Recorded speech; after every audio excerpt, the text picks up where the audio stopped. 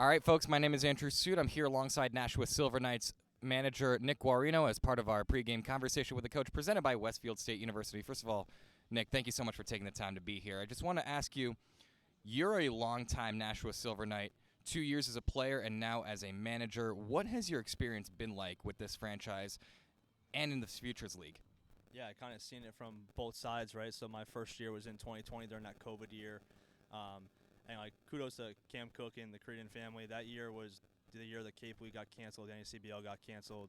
So they kept all the D3 guys around that year. So that clubhouse was filled with all guys that are in the pros now. So Dom Keegan was in there, Brandon Dufall, just off the top of my head. Jared Dupree was with the Giants a little bit. So playing with those guys and being able to experience that as a D3 guy at a small D3 school was really cool. But I also saw it the next year in 21 when we were a really bad team. We didn't win too many games. So had the both up and down experience. 2020 we obviously won the whole thing versus Worcester. Got to play against guys like Ben Rice over there on that team. So it was really cool. And then now seeing it from a manager side, it's nice to be back. It's cool. I mean, I'm in Eastern now for my third year, so it's kind of nothing new from the college game and coaching it. It's just different now managing it and having the full run on it. So, talking about that 2020 season, you got to work with a bunch of great guys, and you mentioned some of those pros. What was it like in 2020 when, it felt like this was it? There was nothing else in the area because there really wasn't. What was that like for you? Yeah, like we had a lot of fun that summer. We didn't know what the situation was going to be after that season. Quite honestly, I don't know how we even got through that season, how we played a season with no fans. Some stadiums had fans. We were still wearing the masks, doing the COVID testing before games. So not really sure how we were able to do it and how everyone operated on it, but they did a really good job of getting that down. But we didn't know in the locker room. We're like, hey, this could be the last time any of us play college baseball. That year, the year after actually got canceled too. After everyone came back from Christmas break, that spring got canned again. So it was a unique situation. No one took it for granted. We all treated that like it was a college season because we didn't have baseball that year. So for us to go out there, win that championship, and then to be in the locker room with those guys and see how they go about their business and to see where they ended up was actually a pretty cool experience.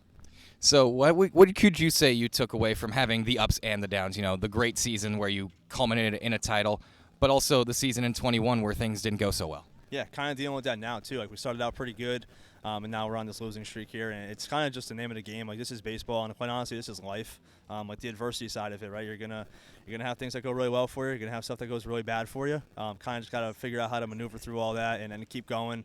Right now, these guys, we're still having fun. We're on this losing streak, but at the end of the day, we're here to have some fun and get better at baseball.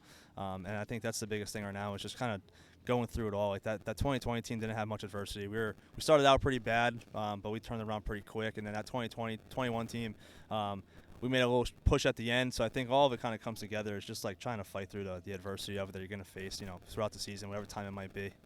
I ask a lot of guys about this, and they generally give me similar answers. I'm curious about yours. Being a D3 guy who played his undergrad at Clark and then followed that up with a couple of grad years at Southern Connecticut State. As a D3 to D2 guy who got to play college summer ball, what did that mean to you, and what was kind of summer ball to you when you first came up to college? Yeah, when I got into the Futures League that year, prior to summer, obviously, I was ready to roll. I was coming here ready to compete, especially now knowing the guys that were going to be there, just seeing how the roster came together that 2020 year, knowing the Cape guys were coming down, knowing that I was a guy that was pretty expendable at the time. I had to go in there and treat it like it was a normal college season and go out there and compete and try to do my best there. I didn't play for the first couple weeks. I actually almost left. We played a game in Connecticut. I was the only Connecticut guy on the roster that night. K-Jax threw me in there. I think maybe throw me a bone as a Connecticut guy. Did pretty well, and then just went from there. But I showed up every day ready to roll there. I think all the D3 guys in this league are the same way. There's a certain chip to the D3 athlete.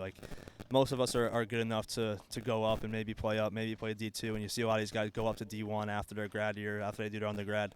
But I think the certain chip that we have, because of the grit, I guess, that D3 has, is kind of what the D3 guys bring to the league, and that's kind of how I played when I was up here. You ended with a 1.13 ERA in 24 innings in 2020. So not only did you get your spot, you earned your spot as the season went on.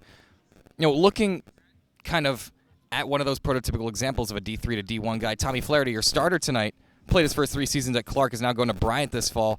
What is he like as a player, as a pitcher, but also what does he show about the Futures League? Yeah, Tommy's a guy who went into Clark and was low 80s. Now he's a guy who's up to 93. But same deal, went to Clark, Didn't do great his first couple years. Got better. Like just kind of had the chip on his shoulder. Like he does now. He's not a cocky kid. He's a confident guy. That's kind of how you have to be when you're a D3 athlete. And like it works out for him now. Like he's out here. He had one bad start this year so far, but he's shoving for the most part. And then, he gets a little bit of exposure out here this summer, and he's able to transform that into going into a Division I school for his last year of college eligibility and get a good academic experience there, obviously, at Bryant, too. So happy for him to be able to do that. Final 11 games of the season, what are you going to do to make every moment worthwhile? Told these guys the other day after they lost to New Britain, like, we just got to have fun, right? Like, at the end of the day, we all want to win. We're all competitive. We're not going out there not trying to win, but we're just not winning at the moment. I think the biggest thing is go out there, have fun, play simple baseball. End of the day, like, you're not going to remember the wins and losses here. You might if you win the championship, but at the end of the day, like, you're going to just remember hanging out with the guys in the bus, the Mafia games, going out with them after long games and long outings. You're with these guys for, 60 games throughout the summer. You're with them for 4 or 5 hour bus rides. I think the biggest part is just build connections with guys. I still talk to guys that I play with up here. Hoping these guys are doing the same thing after they're done here. Well, Nick Guarino, we thank you so much for taking the time. We wish you the best of luck tonight. That is Nick Guarino, Nashua Silver Knights manager, as part of our pregame show. This has been the Conversation with a Coach presented by Westfield State University. When we come back, the long-awaited baseball game between the Nashua Silver Knights and the Westfield Starfires. It's a 7-inning game. Gets underway in a few moments. Don't go anywhere.